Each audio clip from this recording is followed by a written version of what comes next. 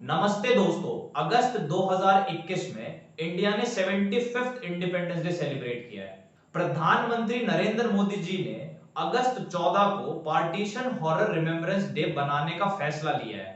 उनका मानना यह है कि जितने भी लोगों ने अपना बलिदान दिया था इंडिया को इंडिपेंडेंट कराने के लिए, उनको याद रखा जाए और आने वाली फ्यूचर जनरेशंस उनको रिमेंबर करें। जी हाँ, इसी दिन को सोशल हार्मनी भी बनाया जाएगा और जितने भी सोशल इनइक्वालिटीज हो रही हैं उन्हें खत्म करने का वादा भी किया गया। अब इसी कॉन्टेक्स्ट को ध्यान में रखते हुए 17 सितंबर 1948 का दिन ये बहुत ही ऐतिहासिक दिन था और इस दिन को ना तो हिस्ट्री में लिखा गया है और ना ही लोगों को ये दिन याद है। जी हां, मैं बात कर रहा हूं जब हैदराबाद इंडिया में शामिल हुआ। अब थोड़ी क्रोनोलॉजी को समझते हैं। जब इंडिया आजाद हो रहा था तो उससे कुछ साल पहले ही यानी कि 1946 में कॉन्स्टिट्यूएंट असेंबली ने एक एक्ट पास किया, इंडियन इंडिपेंडेंस एक्ट। उस एक्ट के अंदर बहुत सारे पॉइंट लिखे हुए थे, लेकिन एक पॉइंट ऐसा था जिसने कंट्रोवर्सी खड़ी कर दी। उस पॉइंट में लिखा हुआ था कि इंडिया के अंदर जितनी भी रियासतें हैं उन सबको या तो वो इंडिया में शामिल हो सकती हैं या फिर वो पाकिस्तान में शामिल हो सकती हैं या फिर वो अपना खुद का एक इंडिपेंडेंट स्टेट फॉर्म कर सकती हैं। तो करीबन 565 रियासतों में से कुछ रियासतों ने इंडिपेंडेंट रहने का फैसला किया। उसी के अंदर हैदराबाद भी था। लेकिन इन सारी रियासतों को टाइम के साथ साथ भारत में मिला लिया गया। देखिए दोस्तों, हैदराबाद के लीडर निजाम मीर कासिम अली खान ने चूज किया था इंडिपेंडेंट रहने के लिए। लेकिन 1946 में तेलंगाना में रेबेलियन शुरू हो गया। देखिए दोस्तों, अब हुआ क्या था, 1946 में तेलंगाना में जितने भी एरिस्टोक्रेट्स थे, जिनको दुर्रा बोला जाता है, उन्होंने एग्रीकल्चरल स्लेवरी की सारी हदें पार कर दी थी और ये सारी चीजें पीजेंट्स सह नहीं कर पा रहे थे। इसलिए पीजेंट्स ने रिवोल्ट किया। अब इसके रिटेलिएशन में निजाम ने उन रिवॉल्ट्स को सप्रेस करने की भी कोशिश की, लेकिन धीरे धीरे ये रिवॉल्ट बहुत बड़ा हो गया और 1948 के आते आते ये इतना बड़ा रिवॉल्ट हो गया कि इसने पूरे तेलंगाना के पीजेंट्स को इकट्ठा कर लिया और उन्होंने रिवॉल्ट शुरू कर दिया निजाम के खिलाफ।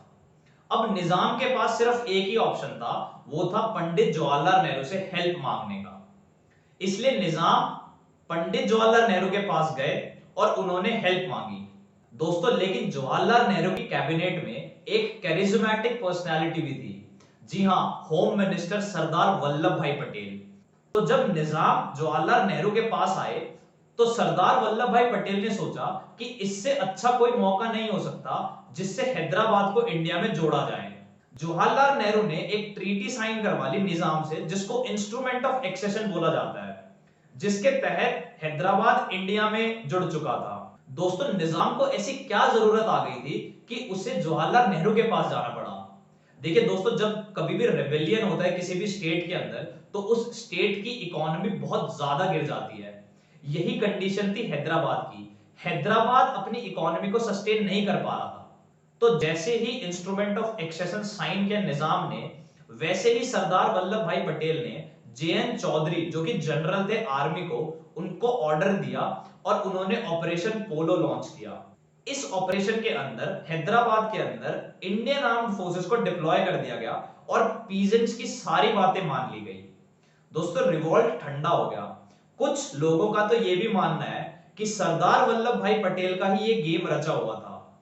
उन्हीं की खूबी थी कि उन्होंने बताया कि रिवॉल्ट करो तुम हैदराबाद के खिलाफ और वो उनका साथ देंगे। लेकिन ये सब कही गई बातें हैं। दोस्तों, इसके बाद हैदराबाद को इंडिया में शामिल कर लिया गया और ये दिन था 17 सितंबर 1948। इसी दिन को महाराष्ट्र मराठवाड़ा संग्राम दिवस के रूप में मनाता है और कर्नाटका लिबरेशन डे सेलिब्रेट करता है। लेकिन तेलंगाना फिर भी इस दिन को याद नहीं करता है। देखिए दोस्तों, हुआ क्या था, महाराष्ट्र और कर्नाटका के कुछ ही हिस्से निजाम के कब्जे में थे, लेकिन आज का तेलंगाना पूरा निजाम के हाथ में था। तो देखो हुआ क्या था दोस्तों, मजलिस इत्तेहादुल मुस्लिमीन MIM ने सपोर्ट किया था निजाम को उस रिवॉल्ट के अंदर, जो कि मुस्लिम्स की मेजॉरिटी में थे। इसी पार्टी को आज AIMIM के नाम से जाना जाता है। दोस्तों, इस पार्टी ने करीबन 1.5 लाख वॉलंटियर्स भेजे थे निजाम की आर्मी में जुड़ने के लिए, और उन्होंने सहयोग भी किया था निजाम को। इससे भी बड़ी बात यह है दोस्तों कि जो जर्नलिस्ट हैदराबाद और इंडिया को यूनाइट करने की खबरें अपने पेपर्स में छाप रहे थे, उन सबको इन MIM के वॉलंटियर्स ने ही मारा था। तो अब तेलंगाना को ऐसा लगता है कि अगर हम लोग इस पास्ट को रिवील करेंगे तो ये मुस्लिम्स के ऊपर एक गलत इंप्रेशन जाएगा और कियोस क्रिएट हो जाएगा पूरे स्टेट में, और एक पॉलिटिकल इंस्टेबिलिटी भी आ सकती है। इसीलिए तेलंगाना इस डे को सेलिब्रेट नहीं करता है। लेकिन दोस्तों, यह मुद्दा तुष्टिकरण का विपरीत रूप है, जो ना तो किसी के उद्देश्य की पूर्ति करेगा और ना ही किसी को लाभ पहुंचाएगा। देखिए दोस्तों, 75 इयर्स ऑफ इंडिपेंडेंस पे इंडिया के अंदर 75 वीक लॉन्ग आजादी का अमृत महोत्सव सेलिब्रेट किया जा रहा है, जिसके अंदर बहुत सारे अनसंग हीरोज की कहानियों के बारे में बताया जाएगा। तो मेरा ये ओपिनियन है कि तेलंगाना को भी अपने अनसंग हीरोज के बारे में बताना चाहिए और इसको इस महोत्सव में पार्टिसिपेट करना चाहिए।